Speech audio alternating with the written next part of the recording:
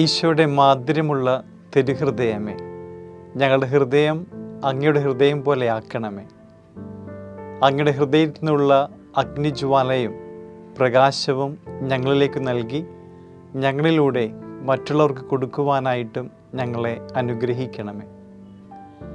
വിശുദ്ധ ലൂക്കായുടെ സുവിശേഷം 24-ാം അധ്യായം 12 മുതലുള്ള തിരുവചനങ്ങളിൽ ഈശോയുടെ ഉത്ഥാനത്തിന് ശേഷം ജെറുസലേമിൽ നിന്ന് എമ്മാവുസിലേക്ക് യാത്ര ചെയ്യുന്ന 2 ശിഷ്യന്മാരെക്കുറിച്ച് നാം വായിക്കുന്നുണ്ട്. 72 സ്താദിയോൺ ദൂരമുള്ള യാത്രയിൽ ഈശോയും അവരുടെ കൂടെ ചേരുന്നുണ്ട്.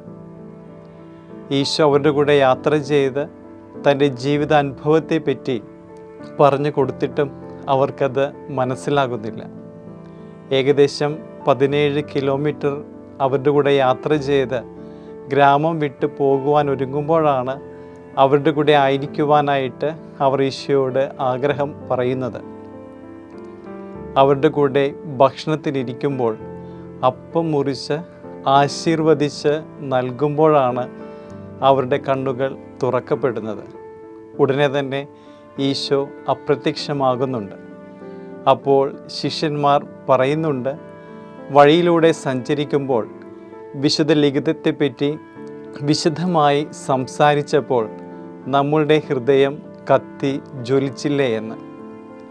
കത്തുക, ജ്വലിക്കുക എന്ന് അർത്ഥം വരുന്ന കെയോ എന്ന ഗ്രീക്ക് പദമാണ് അതിനുവേണ്ടി ഇവിടെ ഉപയോഗിച്ചിരിക്കുന്നത്. വിശുദ്ധ ജോൺ പോൾ രണ്ടാമൻ പാപ്പ കരുണയുടെ സമ്പന്നൻ എന്ന ചാക്രിക ലേഖനത്തിൽ ഹൃദയത്തിൻ്റെ രഹസ്യങ്ങളിലേക്ക് ആഴ്ന്നിറങ്ങി ചെല്ലുവാനായിട്ട് പാപ്പ നമ്മോട് പറയുന്നുണ്ട്. തിരുഹൃദയത്തിൻ്റെ രഹസ്യങ്ങളിലേക്ക് ചെല്ലുവാനും ഗ്രഹിക്കുവാനും പാപ്പ നമ്മോട് പറയുന്നുണ്ട്. ദൈവത്തിൻ്റെ മക്കളായ നമ്മുടെ ഹൃദയസ്പന്ദനങ്ങളെയും ഹൃദയത്തിൻ്റെ നൊമ്പരങ്ങളെയും തിരിച്ചറിയുന്നവനാണ് ഈശോ. ഞാൻ ഓർക്കുക, 2020 ഡിസംബർ മാസത്തിൽ ഉപരിപഠനം കഴിഞ്ഞതിന് ശേഷം റോമിൽ നിന്ന് ഞാൻ തിരിച്ചെത്തിയ മാസമായിരുന്നു. അന്ന് കോവിഡ് തീരാത്തതിനാൽ വീട്ടിൽ വന്ന് താമസിക്കുവാൻ സാധിക്കുകയില്ലാത്ത സമയമായിരുന്നു. ഒന്നുകിൽ വീടിന് പുറത്ത് വേറെ എവിടെയെങ്കിലും, അല്ലെങ്കിൽ വീടിൻ്റെ മുകളിലത്തെ നിലയിൽ അവിടെ ആരും താമസിക്കുന്നില്ലെങ്കിൽ അതിനും സാധ്യമായിരുന്നു. വീടിൻ്റെ മുകളിലത്തെ നില പണിത് കഴിഞ്ഞിരുന്നതിനാൽ എനിക്കവിടെ താമസിക്കുവാനായിട്ട് സാധിച്ചു. പുതിയ മുകളിൽ പണിത സ്ഥലമായതിനാൽ ആ മുറിയിൽ ഈശോയുടെ തിരുഹൃദയത്തിൻ്റെ പുതിയ രൂപമാണ് വച്ചിരുന്നത്. നന്ദി പറയുവാനായിട്ട് ഈശോയുടെ അടുത്തെത്തിയപ്പോൾ ഈശോയുടെ മുഖം അല്പം ഗൗരവമുള്ള മുഖം പോലെയാണ് ഞാൻ കണ്ടത്. ഞാനപ്പോൾ ഈശോയോട് ചോദിച്ചു, ഈശോയെ, ഇത്ര ഗൗരവമായിട്ടിരിക്കുന്നത് എന്താണ്? സൗമ്യനും ശാന്തനും പുഞ്ചിരിയോടുകൂടെ മുഖമുള്ള ഈശോയാണ് എനിക്കിഷ്ടമെന്ന് ഈശോയോട് ഞാൻ പറഞ്ഞു. നാളെ കാണാമെന്ന് പറഞ്ഞുകൊണ്ട് ഞാൻ ഉറങ്ങാനായിട്ട് പോയി. പിറ്റേ ദിവസം രാവിലെ ഈശോയുടെ അടുത്തെത്തിയപ്പോൾ എനിക്കൊത്തിരി സന്തോഷമായി. കാരണം ഞാൻ തലേ ദിവസം കണ്ട ഈശോയുടെ മുഖമല്ല, ഞാൻ ഹൃദയം കൊണ്ട് ആഗ്രഹിച്ചതുപോലെ സൗമ്യതയും ശാന്തനും പുഞ്ചിരിയുമായി നിൽക്കുന്ന ഈശോയുടെ മുഖമാണ് ഞാൻ അപ്പോൾ കണ്ടത്.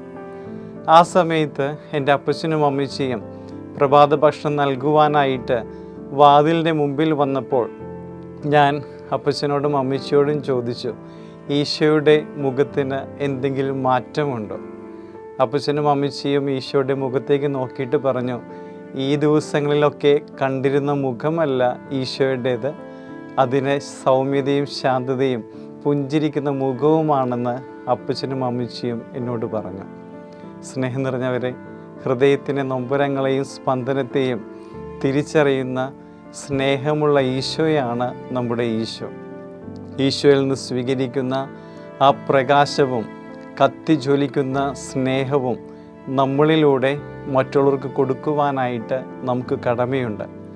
നാം എവിടെയായിരുന്നാലും, നമ്മുടെ കുടുംബത്തിലോ, നാം പഠിക്കുന്ന സ്കൂളിലോ, കോളേജിലോ, ജോലി ചെയ്യുന്ന ഓഫീസിലോ, നാം ആയിരിക്കുന്ന ഇടവകയിലോ, എവിടെയായിരുന്നാലും ഈശോയുടെ തിരുഹൃദയത്തിൽ നിന്ന് സ്വീകരിക്കുന്ന ആ സ്നേഹത്തിൻ്റെ പ്രകാശം മറ്റുള്ളവർക്ക് പകർന്നു കൊടുക്കുവാനായിട്ട് നമുക്ക് സാധിക്കട്ടെ.